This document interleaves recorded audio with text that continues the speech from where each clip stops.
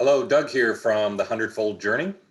Thanks for joining us tonight on our Wednesday Night Live, where it gives you the opportunity to listen in on a discussion with our leadership team. And tonight we have Rashi joining us. Rashi, thanks for joining us tonight. Thank you for having me, Doug. All right, you got it. So again, Wednesday nights are an opportunity for us to uh, talk about certain topics that are of interest for us. Tonight, we're going to be talking about April affirmations, and I have some affirmations that I'd like to share with you. And Rashi and I will kind of talk through it and share our insights into some Bible scriptures talking about affirmations. And again, the Hundredfold Journey is about a group of people that are looking to find their true identity, and by doing so, finding God's true identity. We want to come alongside of you to provide you with the tools, the resources to help you on your spiritual journey and to find your true identity.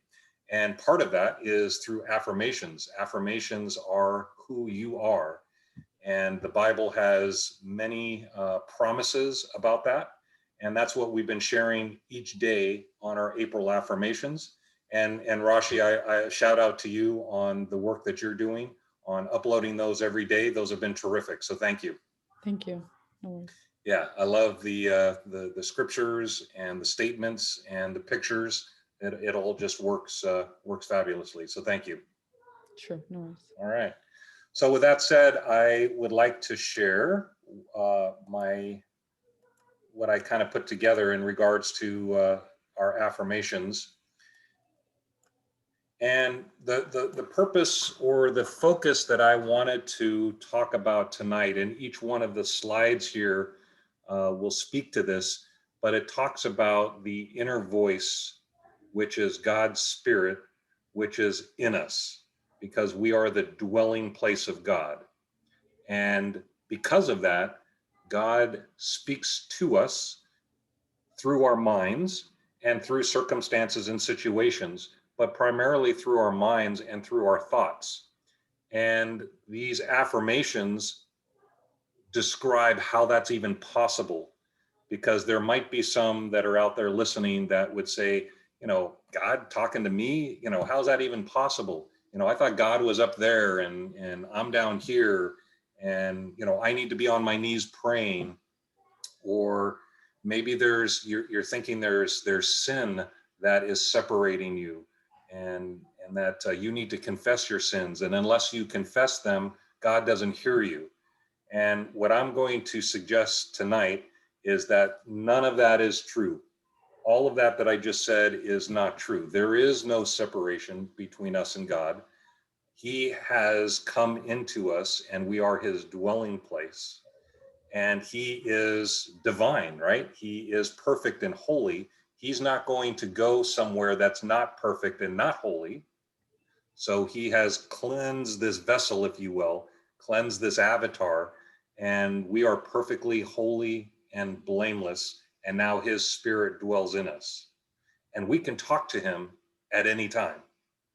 There is no separation. The separation is only our thoughts.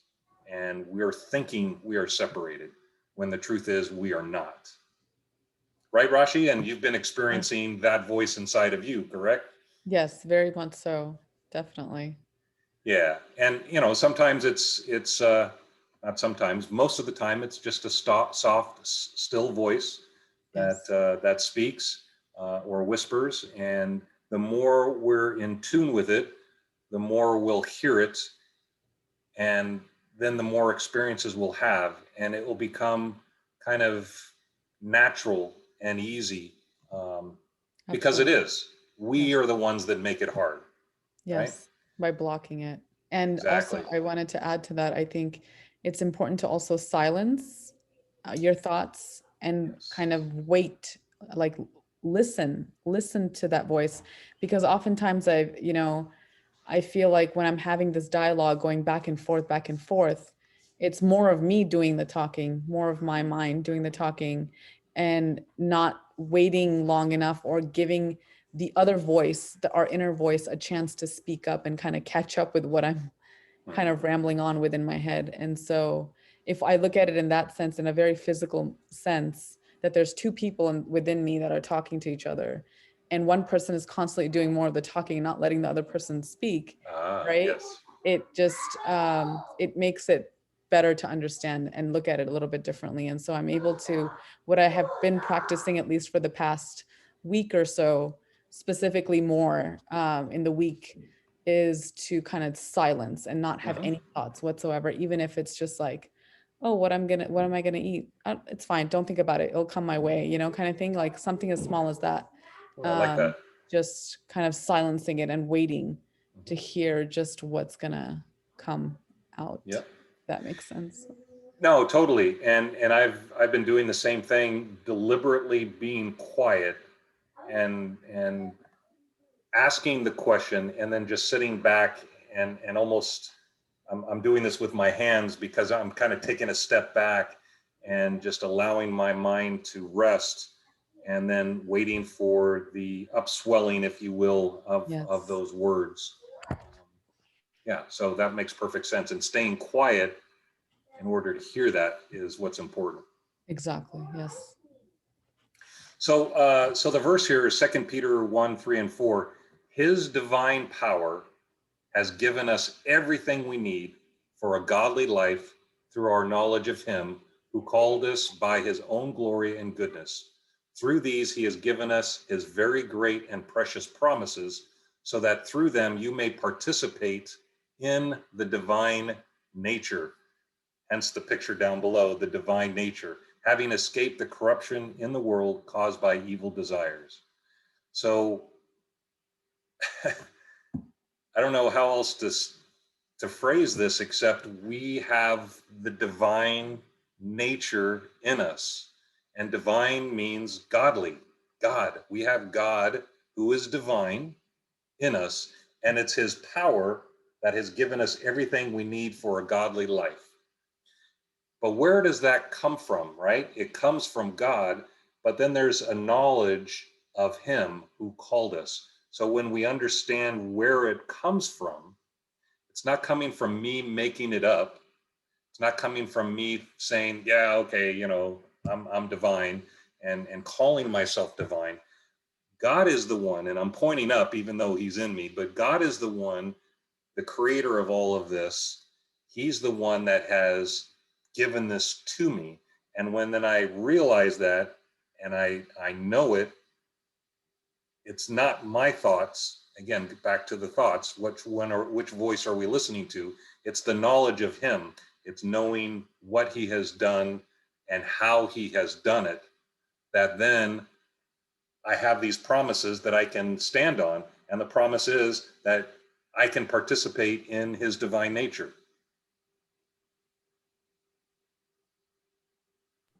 Yes. I totally So I kind of pause there just to kind of allow that to sink in, right? It's because being in church for many years, 30 years, I never heard, hey, Doug, you are divine. You have God in you. In fact, you are God because he's living his life in you through you. I never heard that. It was all about do this and do that and make sure you pray and you fast and make sure you go to church and you have your quiet times. It was nothing about me having God's divine nature in me. So let that sink in and feel the warmth of that and the knowledge that God has done that for us. and in a way for himself too, right? Yeah, Not to say that he's a selfish God, but to say that he's he finds us worthy enough to experience this life through us, right? Because he could easily be doing it through a different means or different source or different whatever you have it, a different vessel, really, right? yeah, He knows that we're worthy and that he wants to experience and have a unique experience with through each one of us, right? Because not everybody's experience is going to be the same. Everybody has a unique experience, unique right. journey. And I think that's what he, and I use the term he, God was looking for, Right. was a unique way to experience his creation through a unique individual, a guy named Doug, a woman named Rashi, and now he's experiencing being Rashi, Right. and doing it through his power, and we get to enjoy that, right? I mean, there's a joy and a love and excitement about that we get to experience that because he's in us. Yes. And that comes with basically yielding and saying, all right, I agree. It's no Galatians 2:20, and I always quote this, it's no longer I who live, but Christ lives in me. The life I live now in the flesh, I live by faith. So I'm just acknowledging and yielding and saying, yes, I want you to work through me and experience this life through me. And I get the joy of living an amazing life, a godly life because of that.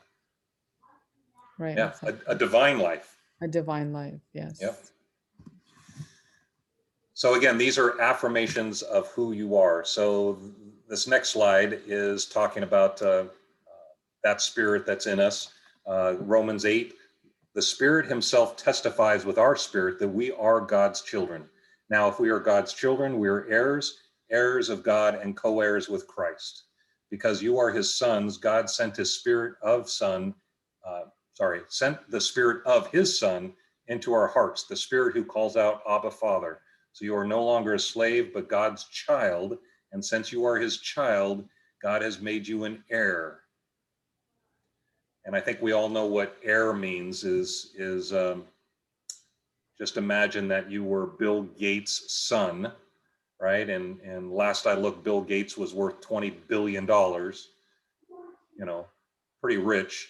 And because his son, he's got two kids, his son and his daughter, because they've been born under the Bill Gates name, they are there now heirs to Bill Gates' money. It's nothing that they did, nothing that they do to deserve it. They're just born. It was given to them.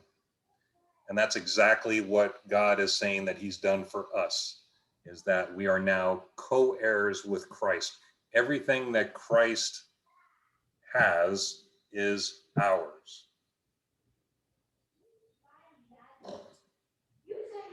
And who's Christ again? He's God. Nothing was created. Everything was created by him and for him. And he was before time. He's the Alpha and the Omega. And he's living in us. And we get everything that he has. And by the way, that's not in the future. That's not when we die. That's not, it's now. It's now, it's today.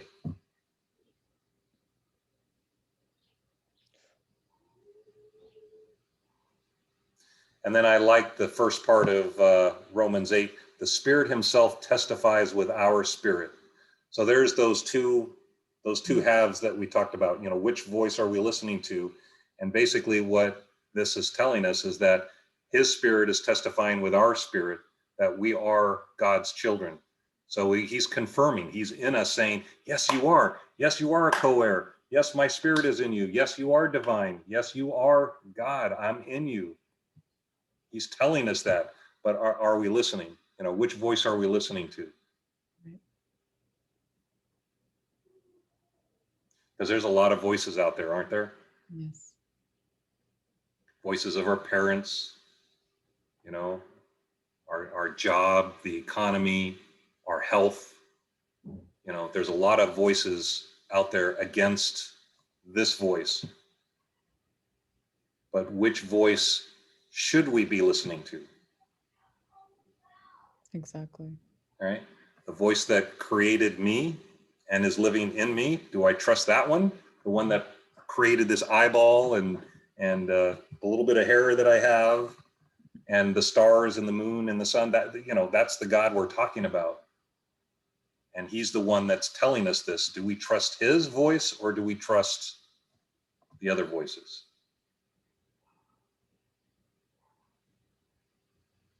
So again, these are who you are. Let those sink in. You are a co-heir of Christ. Everything that Christ has is yours. Then Romans 8:11, and if the spirit of him who raised Jesus from the dead is living in you, who raised Christ from the dead, will also give life to your mortal bodies because of his spirit who lives in you. Right? So just one more confirmation that the power that was raised Christ from, from the cross to the grave, and then he resurrected, that same power, whatever energy that was, whatever power that was to raise somebody from the dead, which I think to God it was probably like a no-brainer, but for us we look at that thinking, wow, that's amazing. That power lives in you. Exactly. Or even just to add to that, just how amazing our bodies are and how it's functioning. Just, we always have that conversation about just the the whole mechanism, right? And how it's created and how it's working just automatically on its own without you recognizing it or telling it to do so. It's working on its own, and that creation is also God's creation. So for something to have that power to create something so magnificent and to calculate it, everything is so calculated precisely, right? From every neuron that fires to every like micron of chemical that's released, like even just to that microscopic level. So yeah, it's pretty fascinating, to think that that creation again is within us, that created that and created the world outside as well. Yeah, and we have everything that we need, Yes. going back to that verse for life and godliness, but in particular the life part, which is the body. We have everything we need inside of us, the chemicals that we need to heal ourselves. Yes. Right. I heard one quote, Bruce Lipton said that our bodies are the world's largest chemical manufacturing machine on the planet. Yes. So we manufacture all the chemicals that we need to heal ourselves. Exactly. And that's all controlled by our thoughts and our minds. And Yes. when we think we're sick or going to be sick, we're going to be sick because the body says, hey, all right, he says he's going to be sick. We better fix that, or not fix it, but let's get to work. get to work. Yeah. Create that reality, basically. Create that reality. Because you can create sickness for yourself. Exactly. And the way that works is, I have a friend of mine that his mom passed away at 55 and he's now 50. And he's thinking a lot about being sick and getting sick. And I wonder if I'm going to make it till I'm 55. And I hope I'm not like my mom. So all of those negative thoughts are going in, and which causes stress, which causes the stress hormones to kick in, right? And then all of a sudden your body is saying, hey, I'm stressful. I need to fix that. So then it goes, fixes it by sending chemicals to certain areas which are in stress mode. And then these cells are trying to heal you, but because of the stress, it's not a good chemical balance. And then blood clots happen, cancer happens, kidney failure, whatever.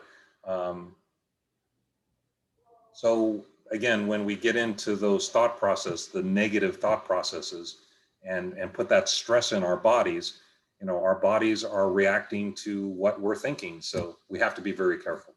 Yes, I agree. And on the other hand, if you can create your sickness, or you can create sickness for yourself, you can also create wellness.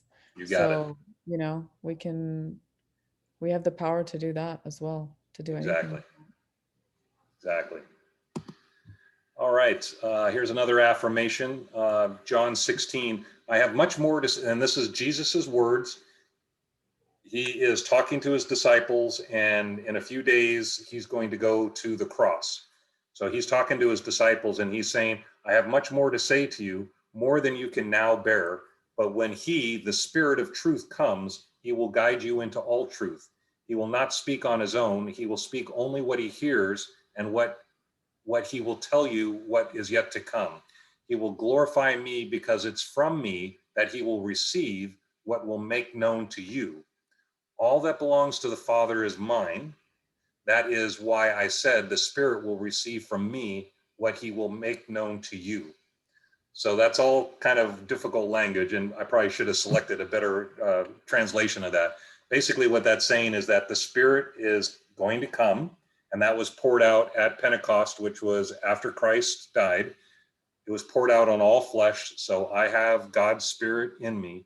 And what he's saying is that he is going to be sharing and talking things about the Father and about who I am through the Spirit. So this is just kind of indicating the conversation that we can have in our head, in our mind, because we have the mind of Christ, that he's going to make it known to us. And he's going to do that through the Spirit.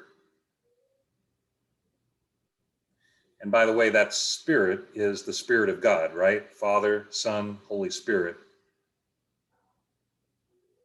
And so we have that Spirit in us, and he's going to be instructing us along the way. Hence the path, the picture of the path, right? He's going to guide us and direct us in the path that we should go. Towards the light. Yep, with the light. And I guarantee you, if you think back in the past on maybe some paths that you've been on, that we've all been on, I can tell you now that some of the stupid stuff that we've done, Spirit has been inside of us yelling, screaming, jumping up and down, waving his arms, saying, don't do that, don't do that. I've got a better way. So his voice is always talking to us, but we have switched it off and we've said, nope, I'm going to do it my way. And we've all had experiences where that inner self, that gut feel, don't do that, Doug, that's stupid, but then you do it anyways. We've all had that experience, and that voice is Spirit, and he's telling us, here's a better way, here's a different way. Yeah, till this day for me as well, it's every day. And I was just gonna actually share with you earlier as well that I'm kind of running this experiment with myself that am I going to listen to that voice and then be happy with it? Or if when I don't listen to it, what happens? So it's happened to me almost three times now within the past like 2 weeks where I've been told to take something with me. It can be as small as just like when I'm leaving the house, I'm told with it, whether it's intuition or whatever, inner voice, it's telling me to grab something. And I'm like, no, it's going to be fine. We'll just make it work, you know? And then when I go there and get there, I need that thing more than anything else, like, oh, why didn't I listen to that? And it's happened. And now I'm like, okay, I definitely 100% of the time, no matter what thought pops, I have to listen to it and abide by it. Because there's a reason for that. So don't second guess that voice. Yes. Because you're right. There's a lot of times that, I'll be fine. Yeah. Right. And sometimes it works out, yeah, but sometimes it doesn't. But I really like your concept there, your idea, because you're training your mind now to listen to that and then respond. Because what the beauty about that is now you have a new knowing, right. You have a new understanding of that experience. Yes. And that builds upon, and that makes that voice that much louder, and you can hear it that much louder next time. Yes. So I really like that. So I'm gonna make a note of that. That's really good. Yeah, that's really my goal, is to kind of turn up that voice. It's faint and I know that it's there. It exists because I've Yes. experienced it enough times now, especially since I've been aware of it. Yeah. To know that it's definitely there, but it's a matter of it getting louder and more clear to me, and me being able to distinguish, I'm sorry, which one it is, right? And yeah, just strengthen that basically. And I think we both heard this before through the book that we're going to be promoting soon. Yes. Is the way you tell that voice is anytime it's out of love or joy and it's confirming who you are, Yes. um, you know that it's safe versus, the negative language of, you're never going to make it. I don't want to use the words, but, the negative side of it. Then that's your own internal voice, because God would never condemn you, or say horrible words about you, right? So you can distinguish those two. But if it's something as simple as, hey Rashi, you forgot the grocery bag. Yeah. Oh, I don't need one. There's one in the car already, but there wasn't one in the car, right? It could be as simple as that. Yes. Um, but yeah, listening to that voice. Yes, absolutely. And if you don't mind, I just wanted to actually just kind of going off that thought of distinguishing the two. I wanted to just read something real quick from the book. Yep. Just one sentence. It says, every creative thought you have is me, which is the inner voice, which is God, which is spirit, I am. And every negative doubting thought you have is your persona. So that for me right there was the clearest and most simplest way to put it, right? Yes. So I just think of creation as God, as spirit talking, as inner voice, I am, and everything else is what the world has, so what this physical world has created and projected on to this, Yes. right? This Yeah. person. No, that's really good. Could you read that one more time? That was really simple, but could you read that one more time? Yes, it's every creative thought you have is me. Every negative doubting thought you have is your persona. Yeah, persona, right. Yeah, So every, persona or your ego, yes. um, Or this or identity that we've created yes. kind of that's linked to this world, right? Yep. Or linked to like certain people or whatever. Yeah, good. Like that. All right. So the last slide I had was, I've shared this slide before, but just affirming with yourself about our position. Um, John 17:23 says, I and them, you and me, that we may be in perfect unity. 1 John 4:17, as he is, so I am in this world. Galatians 2:20, it's no longer I who live, but Christ lives in me. But the statement is that God is not afraid of us being like him, or else he would not have done everything possible to reveal to us, even to the point of sending Jesus to be our true reflection. So he's done everything possible to set this up for our success, even to the point of creating an amazing body, a temple that he can then fill and say, I want to now experience my life through you. So now I am Doug experiencing my creation. I am Rashi experiencing my creation. So the admonishment is be like your big brother Jesus, because now we're co-heirs with Christ, right? We're adopted into the same family. So he's our big brother. And he was a life-giving spirit. Live from the inside out. Everything you need is in there. There's nothing you need from the outside. And see yourself in this position. Father, Son, Holy Spirit, you've been invited to join this. You're there, you're seated. There's another verse that just came to my mind. We're seated with Christ in heavenly places. We're already there. So accept it, enjoy it. Yeah, All right. just Any last comments before we go to our last page? yes. So just to go off of that really quickly, I wanted to share something.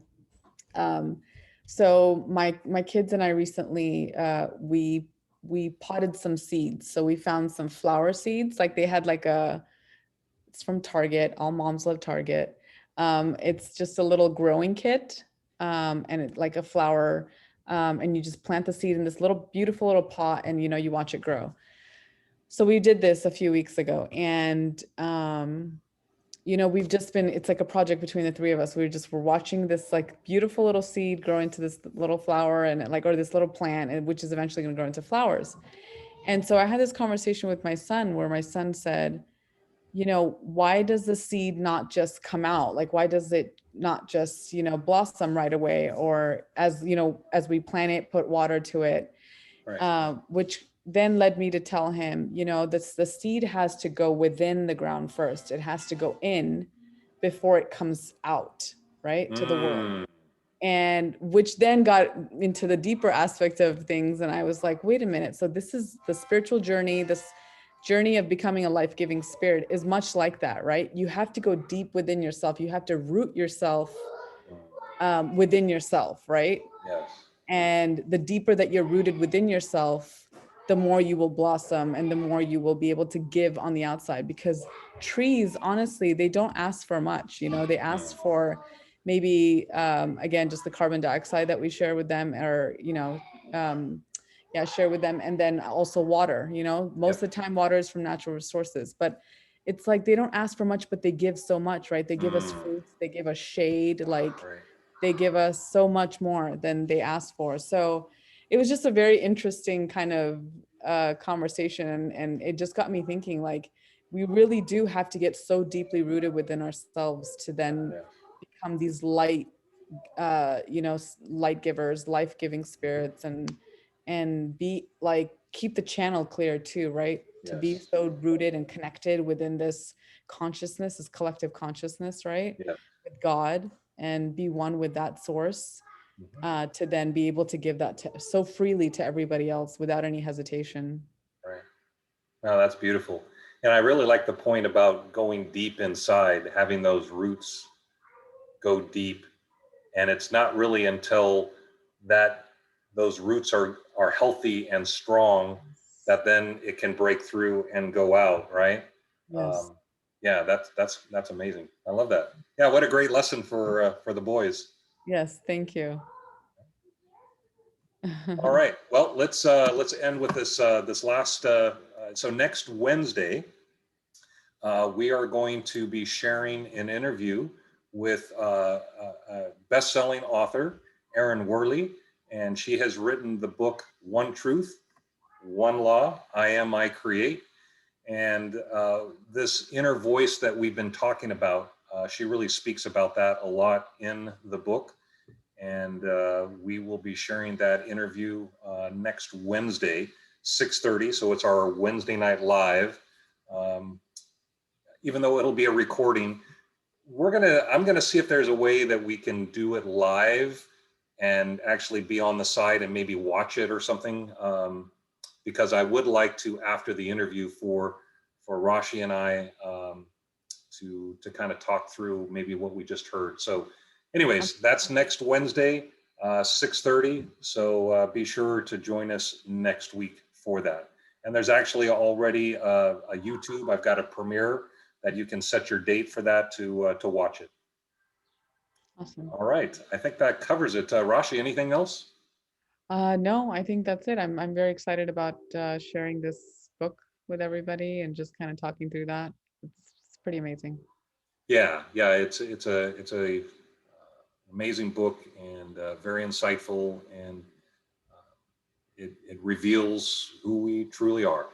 And a lot of that we just covered tonight. It's God in us, living his life through us, as us, experiencing his creation. So she speaks to that in a way that is very clear and concise, that we really enjoy. Yes, definitely.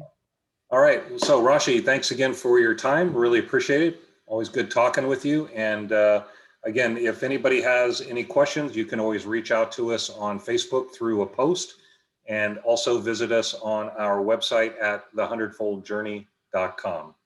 That's it for tonight. Bye for now. Bye for now.